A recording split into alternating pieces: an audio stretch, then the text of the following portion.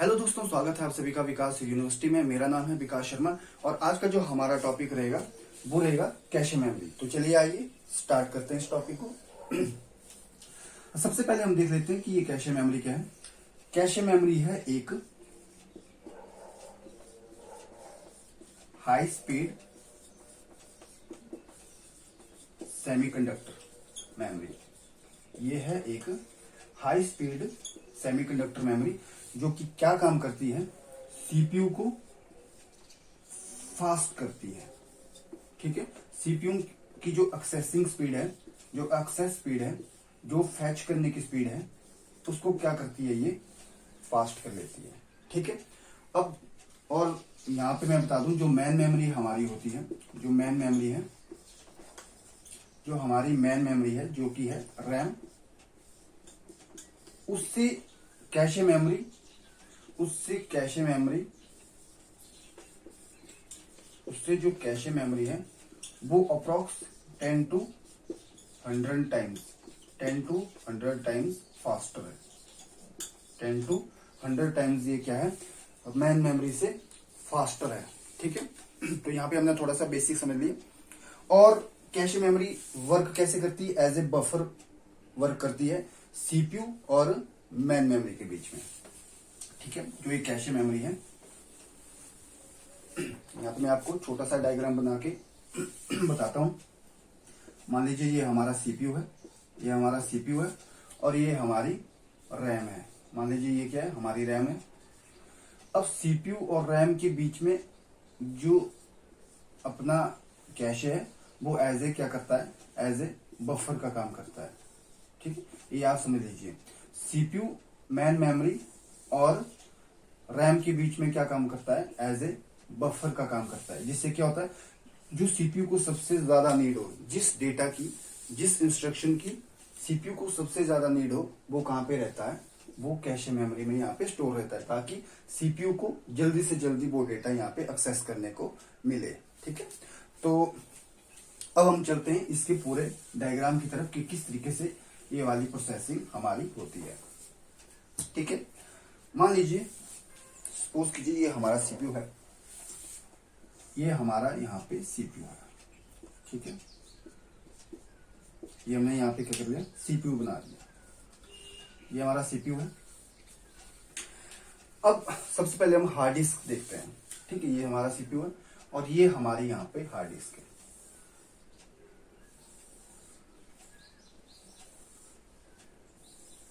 ये क्या है, ये हमारी है हार्ड डिस्क। ये हमारा सीपीयू है, ये हमारी हार्ड डिस्क है। ठीक है, और ये हार्ड डिस्क कोई भी हो, चाहे आपकी एचडीडी हो, चाहे एसएसडी हो, कोई दिक्कत नहीं है। ठीक है, अब देखिए, अगर सीपीयू को हार्ड डिस्क से अगर एक्सेस करना हो डेटा, तो बहुत ही इसमें स्लो प्रोसेस होगा। ठीक है, क्यों होगा स्लो प्रोसेस, क्योंकि जो सीपीयू की क्लॉक स्पीड है, वो अप्रोक्स होती है 1 गीगाहर्ट्ज से लेके 3 गीगाहर्ट्ज तक।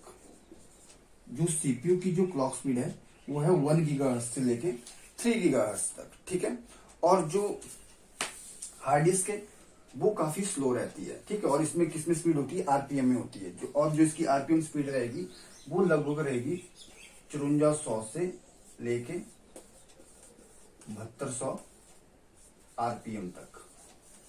ठीक है, अब आप यहाँ पे देख सकते हैं, जो सीपीयू की क्लॉक स्पीड है वो 1 गीगाहर्ट्ज से लेके 3 गीगाहर्ट्ज तक रहती है, 4 गीगाहर्ट्ज तक भी रहती है।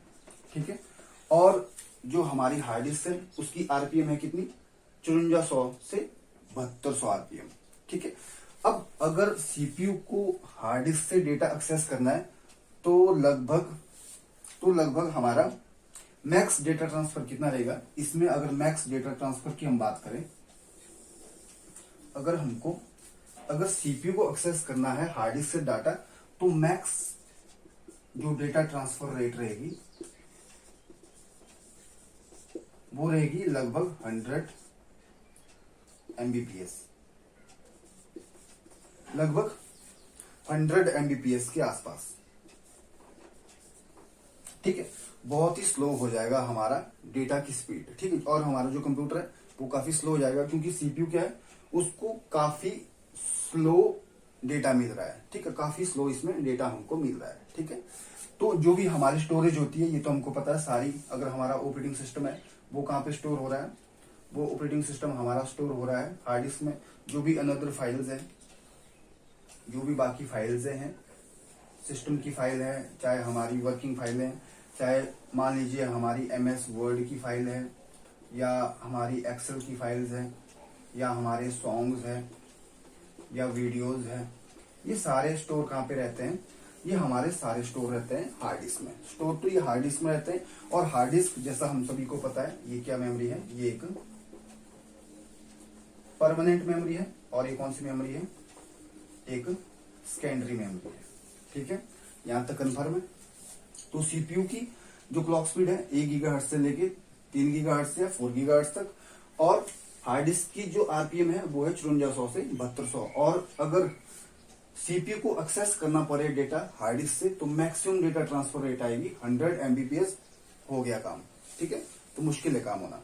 अब देखिए, अब इसमें क्या होता है, हमने मेन मेमोरी को यहाँ पे बनाया, ठीक है, यहाँ पे कॉन्सेप्ट आता मेन मेमोरी का, ठीक है। तो बनाते मेन मेमोरी, यहाँ पे हम बनाते हैं, ये हम यहाँ पे बनाते हैं रैम को, ठीक है, ये हमने यहाँ पे बनाई रैम। अब as compare to hard disk, RAM क्या करती है, काफी फास्ट ये काम करती है। हार्ड डिस्क से रैम क्या है, वो काफी ज्यादा फास्ट यहाँ पे वर्क करती है, ठीक है। और इसमें जो DDR3 है और DDR4 है वो भी बहुत ज्यादा फास्ट यहाँ पे काम करती है, ठीक है। तो DDR की जो अप्रॉक्स स्पीड हमारे पास आती है वो आती है 1600 मेगाहर्ट्ज, 1600 मेगाहर्ट्ज। और GDR जो 4 है उसकी स्पीड आती है 2133 मेगाहर्ट्ज, ठीक है। DDR3 की जो स्पीड रहेगी वो रहेगी 1600 मेगाहर्ट्ज, और DDR जो 4 है उसकी स्पीड रहेगी 2133 मेगाहर्ट्ज, ठीक है। थोड़ा टेक्निकल पॉइंट भी मैं आपको बता रहा हूं ताकि आपको साथ के साथ सारी चीजें क्लियर हो, ठीक है। अब क्या होगा, सबसे पहले तो आपको पता है कि ऑपरेटिंग सिस्टम, जब भी हम कंप्यूटर ऑन करते हैं तो ऑपरेटिंग सिस्टम लोड हो जाता है कहाँ पे, रैम में। और इस प्रोसेस को हम क्या बोलते हैं, इस प्रोसेस को हम बोलते हैं बूटिंग। इस प्रोसेस को हम बूटिंग है, जिसमें क्या होता है, जिसमें क्या होता है, ऑपरेटिंग सिस्टम लोड होता है कहाँ पे, हार्ड डिस्क टू रैम, ठीक है। सबसे पहले तो ये वाला टास्क होता है जैसे हम कंप्यूटर ऑन करते हैं, ठीक है। और ये वाला प्रोसेस जो है ये ये कौन बताता है कि ये काम करना है, ये बताता है हमारा रोम, ठीक है। रोम में क्या होता है, हमारा फर्मवेयर होता है। रोम में हमारा क्या होता है, फर्मवेयर होता है, जो कि क्या बोलता है कि ऑपरेटिंग सिस्टम लोड कर दो किसमें, हार्ड डिस्क से रैम में, ठीक है। अब हमको ये पता है कि जितनी भी सारी एक्सेसिंग होती है, जो भी हमारी एग्जीक्यूशन होती है वो हमारी कहाँ पे होती है, रैम में होती है एक्चुअली में, ठीक है। क्योंकि रैम जो है वो हार्ड डिस्क से काफी ज्यादा यहाँ पे फास्ट वर्क करती है, ठीक है। अब देखिए, अब सीपीयू को अगर डेटा एक्सेस करना पड़े, सीपीयू को अगर डेटा एक्सेस करना पड़े रैम से, तो सीपीयू जो है वो काफी ज्यादा अभी फास्ट हो जाएगा, ठीक है। क्योंकि जितना भी डेटा, अगर मुझे MS वर्ड की फाइल चाहिए तो क्या होगा, MS वर्ड की जो फाइल है वो उठ के कहाँ पे आ जाएगी, वो उठ के आ जाएगी रैम के अंदर, वो उठ के आ जाएगी हमारी रैम के अंदर, वो उठ के हमारे आ गई रैम के अंदर। और रैम में हमने इसको क्या कर लिया, एग्जीक्यूट कर लिया। अब जो डेटा है वो काफी ज्यादा सीपीयू को अच्छी मात्रा मिलने लगा, फास्ट डेटा एक्सेस यहाँ पे होने लगी, ठीक है। बट अब भी उतनी ज्यादा फास्ट नहीं है, क्यों, क्योंकि रैम की जो स्पीड है एज कंपेयर टू सीपीयू वो काफी ज्यादा यहाँ पे स्लो रहती है, ठीक है। तो इसी कारण किसका इजाद हुआ, किसी कारण कौन सी चीज, कौन सी मेमोरी हमारी यहाँ पे डेवलप हुई, इसी कारण से हमारी मेमोरी डेवलप हुई जिसका नाम है कैशे मेमोरी, ठीक है। अब यहाँ पे हमारी आती है कैशे मेमोरी, जो कि क्या काम करती है, एज ए बफर काम करती है मेन मेमोरी और सीपीयू के बीच में। ये जो है ये है हमारी कैशे मेमोरी, ये है हमारी कैशे मेमोरी, ठीक है। अब इसमें कैसा रहेगा डाटा, जो फ्रीक्वेंटली जो सीपीयू को नीड रहेगी डेटा की, वो कहां पे रहेगा, वो हमारे कैशे मेमोरी में स्टोर्ड रहेगा। अब आप देख सकते हैं कि हार्ड डिस्क से डेटा यहां तक पहुंचाना बहुत ज्यादा टाइम लगेगा, रैम से यहां तक सीपीयू तक डेटा आना थोड़ा कम टाइम लगेगा। अब कैशे से सीपीयू के लिए डेटा जाना बहुत ही यहाँ पे कम टाइम लगेगा, ठीक है। तो इसीलिए हमने क्या किया, कैशे मेमोरी को यहाँ पे डेवलप किया, ठीक है। और जो ये आपकी कैशे मेमोरी है, जो ये आपकी कैशे मेमोरी है, ये कौन सी मेमोरी है, कैशे मेमोरी है आपकी स्टैटिक मेमोरी, स्टैटिक रैम। जो कैशे मेमोरी है वो है आपकी स्टैटिक रैम। और जो आपकी है ये वाली मेमोरी, मैन मेमोरी, इसको हम बोलते हैं मैन मेमोरी। जो आपकी मैन मेमोरी है ये कौन सी रैम है, ये है डायनेमिक रैम, ठीक है। ये स्टैटिक रैम है और ये डायनेमिक हमारे पास रैम है। अब बात करते हैं कैशे मेमोरी की टाइप्स की, ठीक है। कैशे मेमोरी की टाइप्स की यहां पे अब हम बात करते हैं।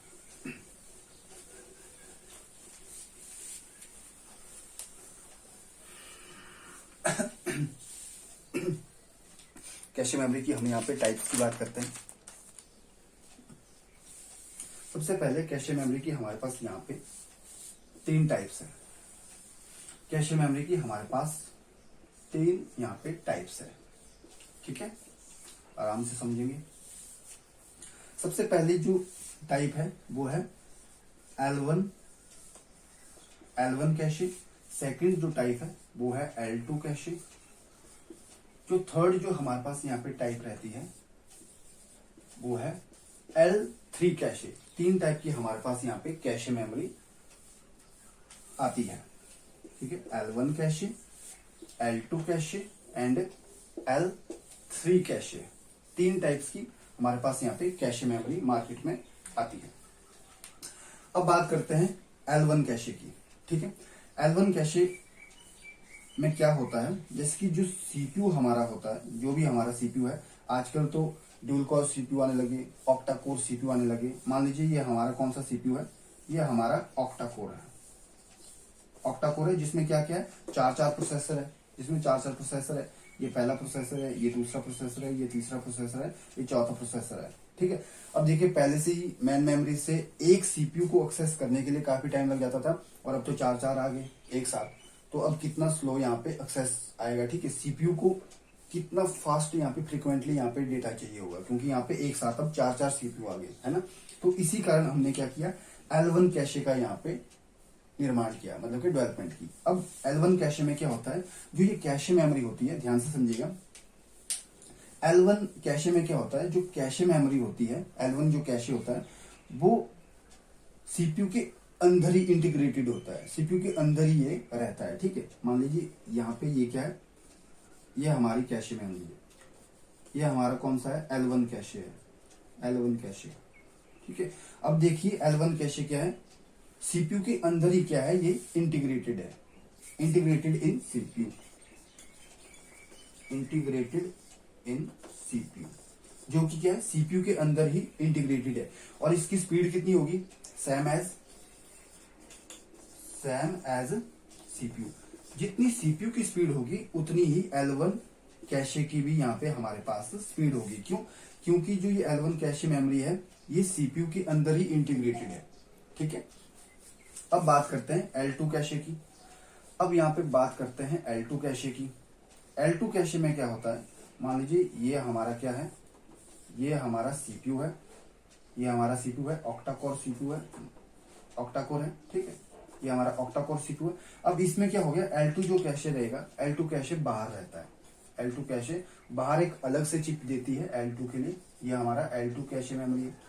इसमें क्या होगा, अलग से एक सीपीयू के साथ में एक चिप रहेगी, और स्पेशल इसके लिए क्या होगी, एक बस होगी, एक स्पेशल इसके लिए एक बस होगी, जिसमें सिर्फ सीपीयू L2 से कैशे जो डेटा है वो यहां से लेगा, ठीक है। और इस जो ये वाली जो बस है, इससे सिर्फ L2 का कैशे ही, L2 का डेटा ही जाएगा, बाकी कोई भी यहाँ पे ट्रैफिक नहीं होगा, ठीक है। ये वाली जो बस है स्पेशल किसके लिए, L2 कैशे और सीपीयू के बीच को जो क्या करती है, इंटीग्रेट करती है, ठीक है। तो ये L2 कैशे है। अब जो L3 कैशे जो हमारा होता है वो क्या करता है, जो हमारा L1 कैश है, जो हमारा L1 कैश है प्लस L2 कैश है, उसकी परफॉर्मेंस को क्या करता है ये, उसकी परफॉर्मेंस को क्या करता है ये, इनहांस करने की कोशिश करता है, इनहांस करने की कोशिश करता है। जस्ट 3 टाइप की हमारे पास यहाँ पे कैशे मेमोरी है, L1 कैशे, L2 कैशे और L3 कैशे। L1 में क्या होगा, ऑक्टा कोर जो भी प्रोसेसर है उसी के अंदर ही इंटीग्रेटेड रहेगा हमारा L1 कैशे। L2 कैशे होगा वो सीपीयू के बाहर एक बिल्कुल नजदीक में एक चिप होगी और स्पेशल उसके लिए एक बस यहाँ पे बनी होगी जिससे डेटा फ्लो करेगा सीपीयू के लिए, ठीक है। और L3 कैशे क्या काम करेगा, L1 और L2 की जो मेमोरी है उसकी परफॉर्मेंस को बढ़ाने की यहाँ पे L3 कैशे क्या करता है, कोशिश करता है, ठीक है। तो इस टाइप की 3 टाइप की हमारे पास यहाँ पे कैशे मेमोरी रहती है। अब यहाँ पे थोड़ा वर्किंग देख लेते हैं, किस तरीके से ये प्रोसेसर चलता है, किस तरीके से ये प्रोसेसर रन करता है कैशे मेमोरी का, कैसा प्रोसेसर रहता है कैशे मेमोरी का। अब ये देख लेते हैं, ये सबसे इंपॉर्टेंट पार्ट है, ठीक है। अब यहाँ पे ये देख लेते हैं। सबसे पहले तो ये हमारा यहाँ पे क्या है, मान लीजिए ये हमारा है सीपीयू, ये हमारा सीपीयू है, ठीक है। सबसे पहले तो इसको डेटा मिलेगा, सबसे पहले तो इसको डेटा मिलेगा कहां से, सबसे पहले कहां पे देखेगा सीपीयू डेटा, सबसे पहले सीपीयू देखेगा डेटा कहां पे, L1 कैशे में। सबसे पहले सीपीयू देखेगा डेटा L1 कैशे में, सबसे पहले सीपीयू देखेगा L1 कैशे में कि डेटा है या नहीं है। आपको पता है L1 कैशे कहां पे होगा, सीपीयू के अंदर ही इंटीग्रेटेड होगा, मैंने जस्ट बाहर बनाया है डायग्राम। अब सेकंड यहाँ पे देखिए, अगर इसको L1 कैशे में डेटा नहीं मिलता है तो कहां पे जाएगा, तो सीपीयू जाएगा L2 के लिए, तो सीपीयू जाएगा L2 कैशे के लिए, L2 कैशे में। अगर L2 कैशे में भी इसको डेटा नहीं मिला तो सीपीयू कहां जाएगा, तो सीपीयू जाएगा L3 कैशे में,